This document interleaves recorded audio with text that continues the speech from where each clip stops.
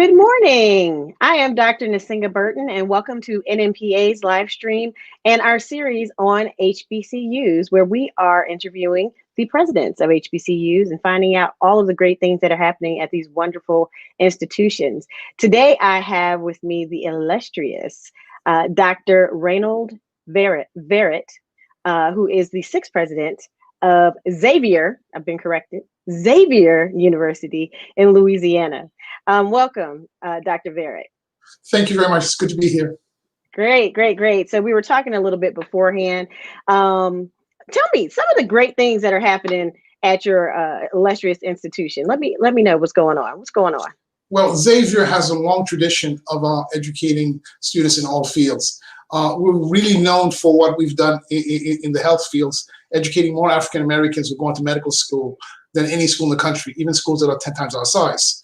In the sciences and STEM, especially, we are sending African Americans to graduate schools, doctoral programs in the sciences more than any school in the country. We've been doing this for many decades. But Xavier is actually, what Xavier is known as for a tradition of great excellence across all fields. We have a number of judges who are on the federal bench and other judges everywhere, lawyers, artists, great artists who come in. And I would like to note that it's not only great artists, but artists who then become professors and then have students who become even better known than they are. That's the fruitfulness of Xavier. We've been doing this at a very high level. And at the same time, we do not see ourselves as a selective institution. We're founded to educate underserved people, mainly Black American daughters and sons of descendants of slaves, and also our relation to Native Americans. Native Americans were also an oppressed minority in this country. Yes. What we have done is provide excellent institution. And to quote one of our founders, Catherine Drexel, who was asked by the New York Times why she was spending money on this fine limestone for a school for Black people in 1915, her answer is, do they not deserve the best? And it stays with us that even today, when we are missing the mark ourselves, we ask ourselves that, stop, do they not deserve the best? And giving them the best so that they then go on to become leaders who build community, knowing that it's not just an individual gift. It's not a gift to get a great degree from Xavier for one student, but for the people they go to serve. Not only in the country. Okay. Yes. And so Xavier is the only Catholic university that is an HBCU in the country. Is that correct? It is the only one of 102 HBCUs of 230 Catholic institutions, roughly. And it's the only historically Black college and Catholic university in the country. Okay. So tell us how being part of that history has shaped your mission of service and helping the larger community, in addition to, of course, serving your own community, but the larger community. Well, I think it is grounded in a social justice tradition, which is not only Catholic, but fundamentally Christian, that says that what we are doing is other-centered. It is not about ourselves alone. So when we educate a young person here, that young person comes to know that whatever she or he learns here will only have value and meaning when it's put to the service of someone else, whether it's as a physician, I'm healing, if I'm a lawyer, I'm doing justice, teacher teaching. When I do it for others, it will be that. So we have been sending students out to do great things. And that expectation that they are passing on that tradition to the next group.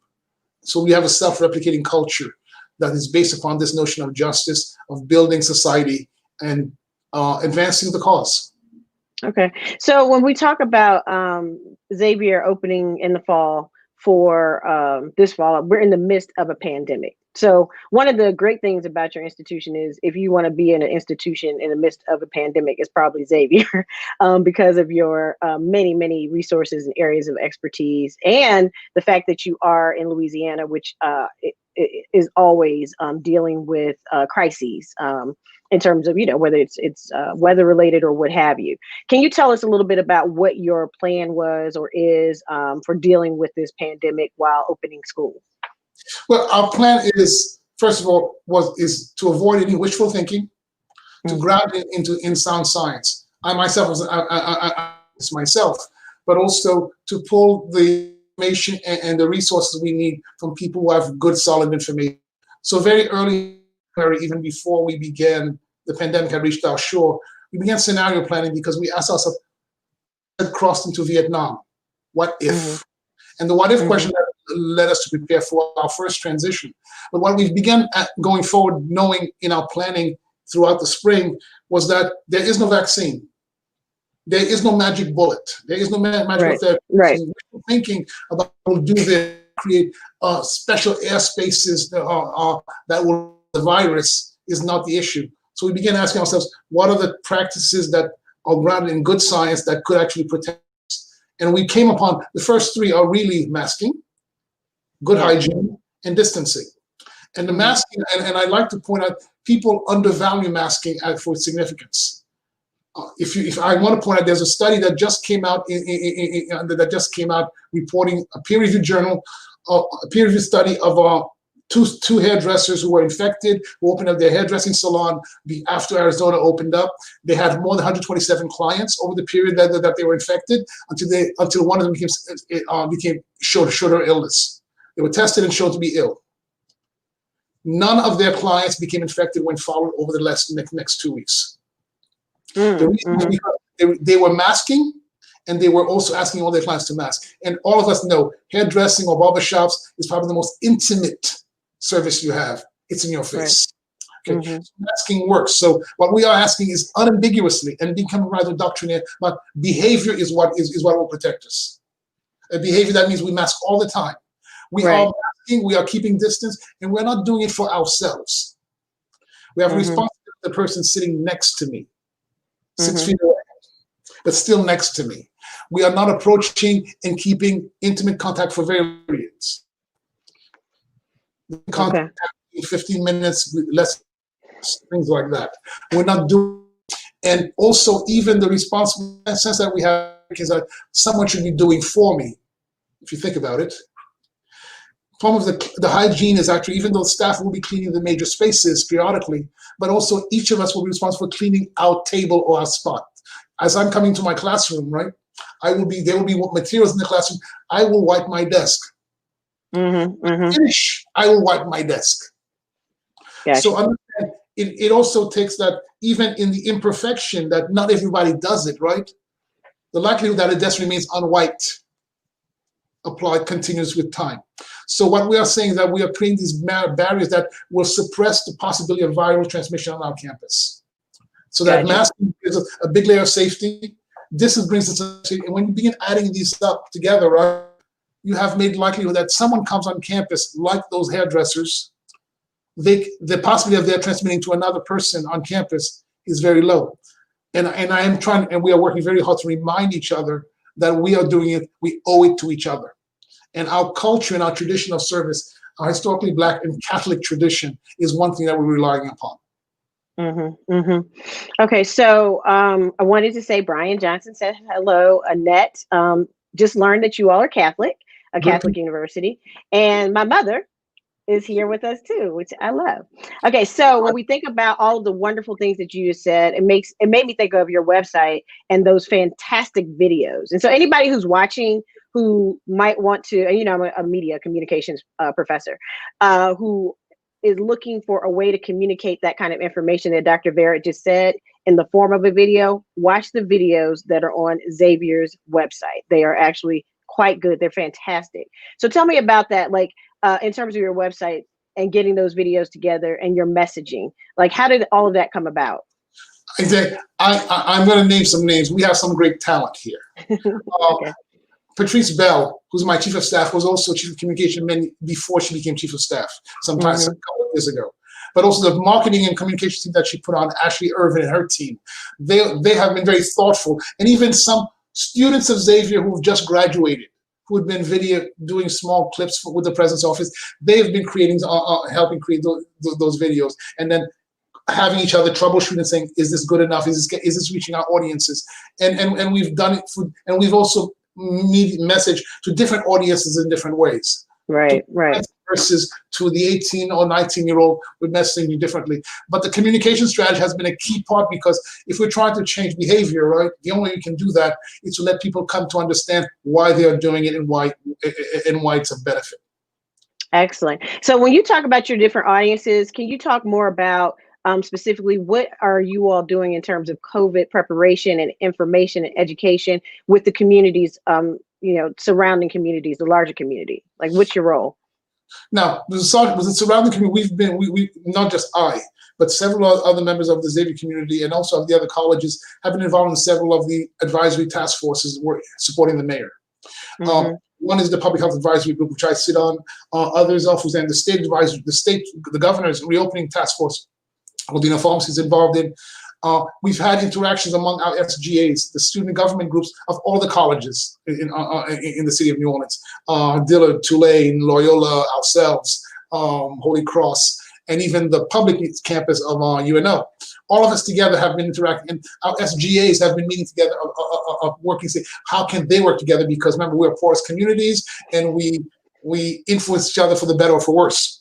That's right. That's right. That's right. They've been working with each other together. So they've been doing some communication with the city. The city has been doing some interesting communication to the Public Health Advisory Group. For example, one is that Lamar, the hospitality industry, which is represented on this group as well, has been working to actually put up on the billboards that approach the city of New Orleans as you drive in from other states that are maybe more affected than we are, to say exactly, please come in, you wear your mask. We've been working hard to depoliticize the issue of mask. Even a message that all the presidents, including myself, wrote an op-ed letter to speak of why we are doing what we do and calling for people to actually engage in this behavior, and also recommending that the measures the cities are taking, even though they may be hard on us, right, are necessary and they are working. Because one thing you see about New Orleans data, it has gone down. Right. Yeah. Even the rest of the state, or even our neighbors in Texas or Mississippi. Because the one thing I say, we have a good mayor, and she's a Xavier. Yes. Yes. Fantastic. So when you talk about your social justice initiatives and how it's part of your mission, can you talk about that too, in terms of what you're doing in terms of working with other HBCUs across the country? You will see. We have been working with other HBCUs, and we also were working with. There will be an announcement very soon from a major company which is establishing a laboratory on our campus for testing that will support the HBCUs in our region, and even some of the non-HBCUs in our city, because we see ourselves as a porous bubble. That work will be done. We've also worked in our messaging that especially through our work in the UNCF, of sharing our reopening strategies and what we have done. So conversations not only among the presidents and also at other levels have been occurring. I also know that there's been a large effort through the three HBCU historically black medical schools, four actually, Meharry, Howard, and Morehouse, and also on the West Coast, Charles Drew. There have been some major efforts. Also in our research on disparities, we've been looking at the issues throughout faculty, but also faculty of other medical schools, at the issue of why you're seeing greater incidence of infection rates within communities of color, and how the social determinants are impacting that. And clearly that is not an issue that will resolve right now, but one that it has been exposed by the coronavirus. And it opens a door for more collective response to issues that we know have been an issue. One of the pieces that the HBCUs have been messaging, especially ourselves, have been messaging for frontline workers who are predominantly of color, and asking basically, you cannot come in presence of a cashier without your mask. Right. Yes. And so our messaging has been very direct about that. That basically, we need to reverse the equation. It's not about the client; it's about the person who has no choice but to be there. Exactly. Thinking about the other person, right? And not just yourself. But that comes from leadership, like people like you, because some of that other thinking is coming from other places. All right. So listen, let's pivot, because you just talked about the laboratory that is being built on the campus. Can we talk about the $20 million gift that was made? And let's say hi to Brian Clay again, who thinks this is an incredible interview. And Nisi Dunn is like, yes, you're doing an incredible job, Dr. Verret, and loves your reopening plan. Oh, and Esperanza says we got to talk about Kamala Biden, which I love. Kamala Biden, I love it. So we're going to talk about that too. We're getting to it, Esperanza. Okay, go ahead. Now, when you speak about the laboratory, details are still in the works, but basically what we will be putting in on campus will be testing platforms high throughput testing platforms, we'll be hiring and we'll be spending some of the funds that we received from the CARE Act to staff it, so that we will have capacity to test, not only do surveillance testing on our campus throughout the year, but also provide that service to our neighboring HBCUs. Details are being worked out, and also we'll be relying upon our partnerships with one of the major medical institutions in the city. That will be associated with us to help us in that work, because they have certain expertise. But the larger piece is that basically it provides not only this capacity at Xavier, but also provides the ability to do a further research on essentially basic issues of health disparities, also because the platforms allow for fundamental genetic work, especially, for example, if you think of what is called pharmacogenomics, the idea of basically tailoring therapies based upon specific genes. And also, it overturns even the notion of race, because looking at a drug that is good for Black folks and good for white folks is a larger question, given that Black folks in this country are probably the most heterogeneous genetically of any population in the world. We have populations from Native Americans, Africans, whites throughout Europe, and even East Asians in our bloodstream now. So saying that there's an African American gene is actually misses the point. There may be a drug that works quite well for this African American. That may not work for that other African American. And so there's a lot of good work that should be retailoring the focus of medical practice based upon specific genotypes, rather than some general notion of this is how people of this racial group respond. All right. So what are your thoughts? Because in our interview with the president at Howard, he thinks that the vaccine, if a vaccine is developed, Black people should be the first to try it because of the numbers and how they're impacting us. What are your thoughts on if there's a vaccine? Well, I think it is important that as vaccine trials, especially as they enter their phase 2, phase 3 trials, that Black folks be very much involved. Not necessarily only Black folks, because as I said, there is not you need to see that whether the vaccine works for all populations, but you want significant representation of Black folks, because you do not want to miss important dynamics of a drug like that. I understand that we have certain apprehensions based upon our historical interaction with medical research, especially going back to the Tuskegee syphilis study. At the same time, leaving Black folks out is also leaving a population that will benefit significantly from a vaccine. And we don't want any extremist views on the left or the right to keep us from doing what we need to do for our populations. Exactly. Okay. All right. Good stuff. So let's get back to that $20 million gift. Can you tell us more about that? Like, well, I know it's anonymous, right? No, I can tell you what the gift has been for Xavier. First of all, we have confirmed it is now the largest individual gift that we've received in our history. Fantastic. Thus far. Yes. Thus far. Because I think, first of all, what I will say, to use the words of Francis of Assisi, which he's to his followers, it says, should preach at all times, but sometimes, if necessary, use words. What I would say of our donor did not use words. Her example is more powerful than anything she's done. She has brought to the attention of many others who have capacity like hers that if you wish to do something transformational, the impact of your gift is much greater at schools like ourselves than at other schools that I shall not name. Got you. And so the impact is there. One of the pieces that comes in is that we have been telling our story intentionally, because I think, unlike we suffered from excessive humility sometimes, that shouting what we do, and others have been learning of what we do, and I think that is one of the benefits of this. Our conversations with the donor and her representatives have been that we were talking about her gift was focused on sustaining the mission in the future of Xavier, not just the present moment. Gotcha. The gift was arriving at this time when we had already done a lot of budgetary work for the next year, including some tightening that we've done. And even securing some funds in order to actually be able to extend other aid to students, because we know that the students who were in good financial stead in November, their families were in at least in okay positions in November, may not be in the same place now. But get them back in their seats. So we've been doing some tight investment.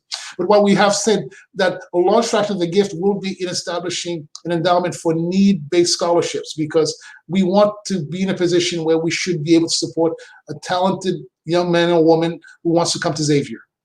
Yes. And the gaps, given that the larger fraction of our students, more than half of our students, are Pell eligible, which puts them in the low socioeconomic groups. Yeah. That there's a large gap that families cannot make themselves, and we need to be able to help that. We need resources to grow our endowment to do that, and that's the beginning of a process that we're engaged in. And this is a great beginning for a large part of it. Other parts of the fund that we're looking at, and I can say that thinking is not complete at this point because we're having some interesting in-your-face conversations among my cabinet, which is always good. That's what cabinets is supposed to do. That's right. What we're also looking at is also what I speak about outward mission. We have both an inward-facing mission and outward-facing mission. And by outward mission, the big piece of that is what we do in the summers in our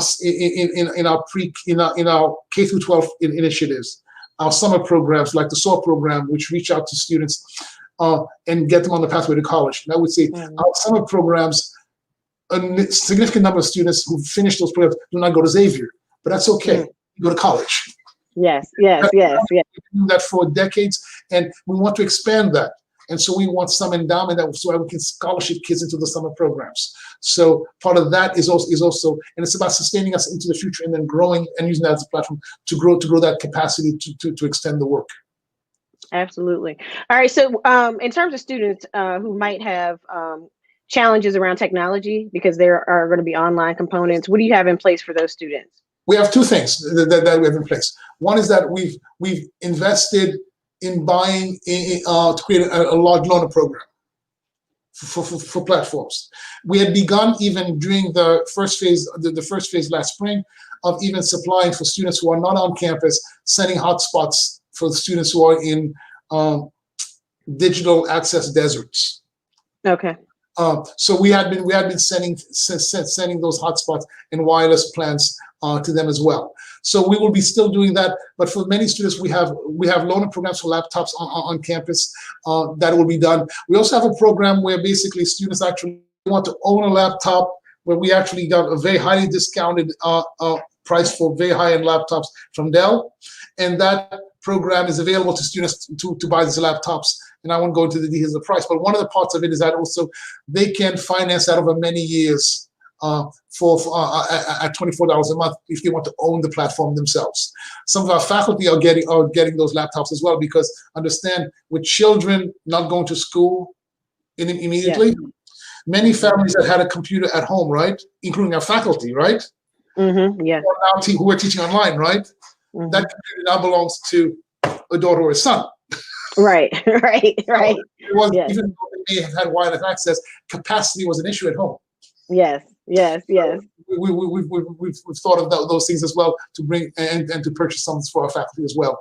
But being able to making it so that every student will have access to a platform is what we'll be doing. And we've invested some of the monies that we receive from the federal government for that purpose directly. That's fantastic. So I would like to talk to you about a different topic that may or may not be related to Xavier. But yesterday, see, we're coming. I told you we're going to talk about this. Yesterday, we had Senator Kamala Harris was named the vice presidential candidate for the Democratic ticket. Yes. We talked about this before the show too. We did. But yeah, so I mean, there is so much excitement in the air. Can you just talk about that? What that means? She's an HBCU graduate. She's a member of an illustrious sorority, Alpha Kappa Alpha Sorority Incorporated. So can you talk about what that means for people, and particularly for people of Jamaican descent, and the Black community, the diaspora, particularly here? I think the selection of Senator Harris, was a moment of celebration for many people. But also, what was amazing about her is that it brought forward an important step in what I call the American project of becoming who we are. Yes. Of remembering that, first of all, that there is talent, there's a gift that the country should be using everywhere, and even a daughter of immigrants like Senator Harris. But Senator Harris she's the first Black woman to aspire to the vice presidency, and likely to succeed. She's also not only that, but the fact that she's coming from one of our HBCUs, a little known HBCU in Washington. and also that she's an AKA. And I've heard that even her Delta sisters are celebrating that too. Yes. I find interesting that she's brought some unity at the moment. And I think that unity is very powerful. I also say that I've also received traffic from my friends and who are from the Jamaican community around the country, or partly Jamaican or wherever, and there's a bit of a celebration and a smile, because I think it's important as well, because remembering that Shirley Chisholm, yes, from my home of Brooklyn, was from the Caribbean as well, and that in so many interesting, and as I've looking at Isabel Wilkinson's book about the Great Migration, the one about the sons of the migrations, and as a child of New York and growing up in Brooklyn, I remember that the migration of my friends who were going south for the summer to visit grandmothers and aunts were going to the Carolinas and Virginia and Maryland. They were not Alabama. Because I was coming up the coast. But what was interesting is that it was the families in New York City and Brooklyn that were a parent in South Carolina, a father from St. Kitts. So they were two migrations from the Caribbean coming up and meeting in Harlem and in Bed-Stuy. And of course, young people get married. Yes. And so you have, and then I began looking very back to the past of that migration that gives us people like the Powells. Yes. Or people forget that Abdul-Jabbar, who's Alcindor, and the Alcindors come from one, and the mother's family. You have these linkages that come and that make a people that have been politically very engaged in the struggle in the Northeast. Marcus Garvey, and of course even Malcolm X, whose daddy was a Garveyite. And Malcolm, because that influence that came from those interesting questions. And I think that one of the things that comes from the West Indies, especially the Caribbean, because the Jamaicans are big and the Barbadians are a big influx that came early in the last century, is also because they had built their societies, right? There was a sense of when John Lewis speaks of good trouble, there was bad attitude. An attitude that's this is not acceptable. There was something there which actually was useful to our struggle as well. Yeah. I think what Kamala reminds us of all that history, but also her competence. She's accomplished. And I think for that, there's not just a moment of pride, but a moment of hope that it's also, we're coming back putting back on track the American project of making a better America, of being one people, and understanding that the gifts that we need to build this nation are coming from all strains of America. And that's what she represents for us. Yeah, and I think, especially as it relates to HBCUs and who is educated at HBCUs, because there is a large international population at some of the HBCUs, many of them, in fact, across the country. And, even though Kamala was born in Oakland and grew up there before she moved to Canada, she is part of a larger, she reflects, in my opinion, the coming together is what you're talking about, the coming together of these different groups of people from the diaspora in different ways, along with her, of course, being South Asian. But I think, in terms of HBCUs, people often think one thing about HBCUs, like everybody's Black, but I've taught at 2 HBCUs, and I'm a Black person from Virginia, so I know HBCUs. Thank you. But one of the things that people don't think about is the diversity in the Black populations that are served by HBCUs. Can you talk about that a little bit? It is diverse even in the United States because, first of all, if you look at the American Black population, there are very different cultures of Black in the United States, depending on where we are, and they all show up at HBCUs in some ways. But also, there's an international population, definitely from the Caribbean, from Bermuda, Barbados, and clearly the Bahamas, especially if you look at Trinidad, Florida, who came to be educated here, and many of them remain and built here. But also, what we also fail to see is that at HBCUs, we had even Asian, Native American population that came to our HBCUs.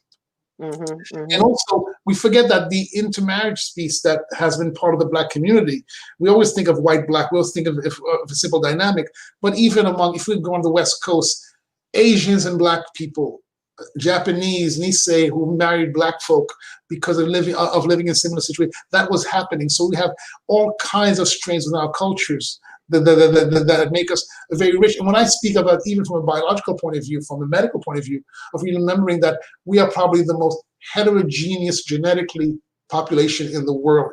The African diaspora in the New World pulls every strain of the world. And it's amazing. I think Alice Walker got pushback from Tony Brown once when she reminded that basically a Jewish grandma, a Native American person, that she's everything. Like, and then she asked the question, "What am I?" All of those. I'm very happy about that. All right. Well, let's talk about you. Tell me, did you ever imagine yourself being a college president? Never. No, everybody says that. Everyone I've interviewed. No, because you have to understand. My pleasure, even as I was a young man when I spoke to my mother about being a scientist, not fully knowing what I did, what that would entail. Even as a graduate student, and as I'm enjoying my work in the lab and publishing papers, the choice of going to get very highly paid job in industry. I remember interviewing at certain companies that I work with, and the choice of staying in teaching, of being able to teach and to do lab work in my lab was probably what I wanted to do. And I think I've been productive in, especially if I look at my students who've gone on, some of them are professors at other institutions right now, which is, there's a certain pleasure in seeing even grandchildren now going to college. They're not my children, but basically through them, their children. And their students. That pleasure was there. When I even becoming an administrator, I think it was a friend who knocked on my head and said, "I've been watching what you need to do. You need to look at this." And I became a dean. And I remember asking a friend, at an interview, someone asked me, "What do you know about being a dean?" I said, "I had great deans. I had terrible deans. I learned from all of them." That's all I could say because it wasn't in the plan. And I think even the notion, as I became a provost, the question became more frequent because people would ask that question. And I think a place where this was where I could love it and stay there was an important question. But I don't think it was not in the plan. If I say there was a plan at the age of 25 or 30, it was to be a scientist, to continue my lab and grow my lab and things like that. And there's also a nostalgia to go back to that sometimes. So what was your goal when you became president of Xavier? Like, what did you deduce immediately that you wanted to contribute to? Like, what did you want your mark to be? What do you want your mark to be on this institution? First of all, not sustaining and enlarging the mission, but sustaining the mission. The mission doesn't change, but also one of the pieces that we've done is the menu of programs, because we've asked ourselves every periodically, where should we offering our services? So we are offering a range of new programs. What you'll probably see at a Xavier, a larger adult component, including some graduate programs that did not exist, and some are already being put in place. So that mission will extend. What we will also be doing is that I think our external mission of actually making the pathway to college more will be part of our mission as we go forward. So that is the real part, because I've known Xavier for a very long time, even as I was a professor at Tulane many years ago. And some of my former students are on faculty here. So I could see what the mission was, but really what the point is to make it financially sustainable, that the mission is actually relevant to the times, which means that the times will change. So we have to actually adapt our mission to the times as well. And that's using a very Christian Catholic notion of, we say, of reading the signs of the times. We are not living in the rearview mirror of our accomplishments. We're asking, what are we called to do at this moment? And that requires some real reflection and some hard thinking. And that's for some of those conversations that we have, actually, because many people actually will see what we've accomplished and say, why don't you keep doing this? Because this is not what we're called to do right now. We're called to do more. Yes. So what, I got another question for you. Xavier has been in media a lot. There's a reality show that has three doctors on it, married to medicine. And on one episode, they actually traveled to Xavier for homecoming. Yes. And so I want to know, how is that? Has that had any effect on the school at all? Has there been an uptick in admissions? Have people been calling about, wanting to learn more? Like, has that had any impact? The reason I can't answer that directly is I don't know the numbers about whether that specific impact, how I verified that. There was interest, that there were inquiries. What the extent of that, I don't know. But I can tell you that visibility was very important. I would also add for that also, even when you remember Queen Sugar. Yes. There was an episode of Queen Sugar where Micah tells his mother that he chooses Xavier over another small school in Cambridge. That actually also, people ask themselves the question that what's it about Xavier? And as I kept telling this is very true. If you look at many other institutions that are, for example, I'll take medicine. If my aspiration is to become a medical doctor, and I come to Xavier versus other campuses that I will not name, right? That are good schools, right? The likelihood that you're achieving your dream at Xavier is much greater. We've been doing this for a long time. Yes. And to use not from an old cow western, no brag, just fact. We're not making this up. Okay, so why should someone come to Xavier? Let's just say, you're a senior or junior in high school and you're trying to decide where you want to go, and for a fact, or maybe you don't, that you are into the sciences and medicine and things like that. Why should they choose Xavier? Why should a Black student choose Xavier? In law or in the arts, you should also choose Xavier, and I will tell you why. You will come, you will be challenged. You'll be challenged, and you may not like it initially. You will not love your professors initially, but you will love them when you leave. Yeah. Because we want you to discover the best of yourselves. Challenge that some will even change their pathways. We have students who came to be pre-med who have gone into grad school. We have students who came in to be chemists and who came in to be chemists but have gone to become lawyers. That discovery occurs here. But the one thing that you will have at Xavier is that you'll be ready for the opportunities that you will face. Our Xavier students, they think deep about things that have nuance and paradox and whatever, and are able to think through complicated things. Whether they are in the sciences or they are in political science or in our business programs. We ask questions. And also that sense of responsibility and importance that they gain at Xavier. I'm not saying other institutions cannot bring that about, but I can tell you this is what we're about. And also I think there is also a moral development of the person. When we speak about the responsibility of service to others, right? Of understanding the service mission. That is an important part of becoming who you are. Yes. And ethical woman or man going forward is part of becoming so it is not about, we are not an individual benefit, no matter how bright you are. Therefore, we benefit to others, which may not be, it almost counters our American notion of individualism and self-interest. Yes. Can you talk more about that? Like this idea, because the individual aspirations and achievement versus the collective aspirations and achievement. Talk more about that and the importance or significance of that, especially as it relates to Black people. And also as it relates to even the pandemic. I would begin that if we look at our history, the notion of individualism and communitarian values are always, for any country, is something that you put in balance. Doesn't mean that you give up self-interest, right? But the notion of your responsibility to the community is an important part. There's a man who came and visited in the United States back in the 1700s, de Tocqueville, a Frenchman who travels to the Americas and writes about that. And he says, rugged American individualism, I'm paraphrasing, is one of our great benefits and one of our great curses. In the last 30, 40 years, we have swung the pendulum towards individualism. For example, if I want my swimming pool, as opposed to paying my taxes to build a hospital in the community, I've worked hard enough, I deserve my swimming pool. So in other words, that extreme interest in myself is becoming, can become an advantage, my competitive streak.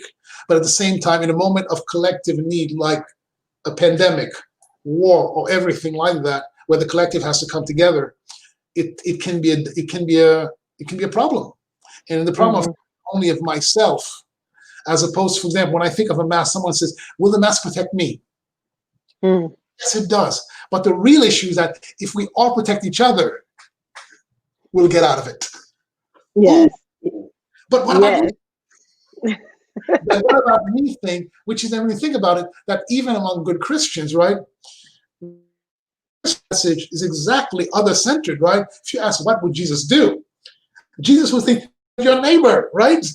The Samaritan question was, who was more neighbor to this man, right? We have fallen back into thinking basically, what about my house, my neighborhood, which comes up in all kinds of things. Even that stranger who's beaten by somebody over there, right? Whether it's police or whatever, right? He's not one of us. Yes, he is one of us.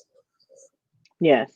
We have that problem. Actually, is the question that is before us right now in the pandemic, and maybe it will be a moment for us to think hard about that, to swing that pendulum a little bit towards the middle. And we tend to not stay in the middle. We tend to like to go to the extremes. And that's the problem. But I think that individualism is, it definitely is counter to our Christian set of values. It's definitely counter to a Xavier set of values. So we have to remember who we are and not let others tell us who we are. That's right. That's right. So let's talk about this election. So what kind of voter education are you doing? Will students be able to vote on campus? Will the community be able to vote on campus? Are you an actual polling station? Give me the deets. What's going on? We are a polling station. We have been a polling station. Students can vote on campus. We encourage students to register and also to be able to vote either by mail in their state or to vote as residents in Louisiana. That choice is theirs, and many of our members, roughly more than half of our students are now from 37 other states, 38 other states. So they're not. We are both local and national. The logic is that we do not educate them as an institution as to whom they should vote for. Yes, of course. To use the minds that they've had. In fact, that's become, I think, somewhat polemical because some may misunderstand the message that urging students to vote as a partisan message. Yes. But it's an American message. It's what some people older than you and I, right, got beaten up badly for in order to get that right. Yes. And so we encourage our students to vote. We also encourage them to use the brains. And that's that I would overemphasize, that we ask to use the brains and the minds that God gave them to think deeply about the issues. Do not let anyone, even the president of Xavier, think for you. If everyone does that, I think we're going to be okay. Excellent. So we're going to be wrapping up soon. So if any of our viewers have questions, you need to send them now. So tell me, where do you see Xavier in the next 5 years? Well, I think what you will see in the next 5 years, Xavier, the educational model of higher ed may change somewhat, but what you will see, Xavier, in the next 5 years is that there will be more graduate programs at Xavier. Our undergraduate numbers will probably be somewhere floating closely to the 3,000-4,000. What you will also see is some external programs that will help pre-collegiate programs streaming from Xavier.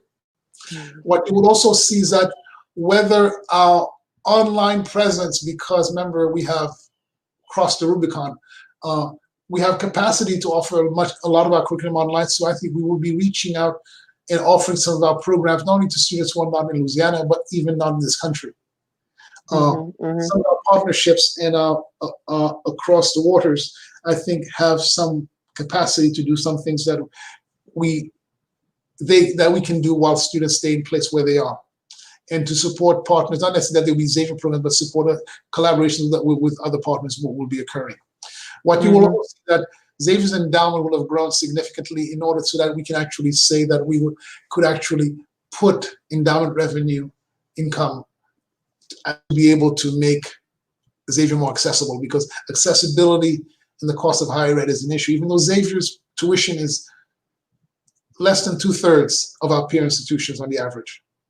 Okay. And given the results, we're quite a return on investment.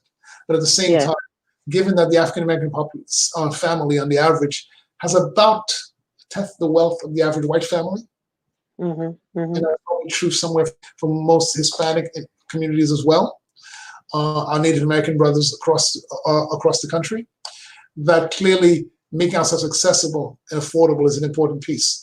At the same time, you will also see something which I think is a challenge to all other HBCUs, because HBCUs have a larger thing to teach the American community.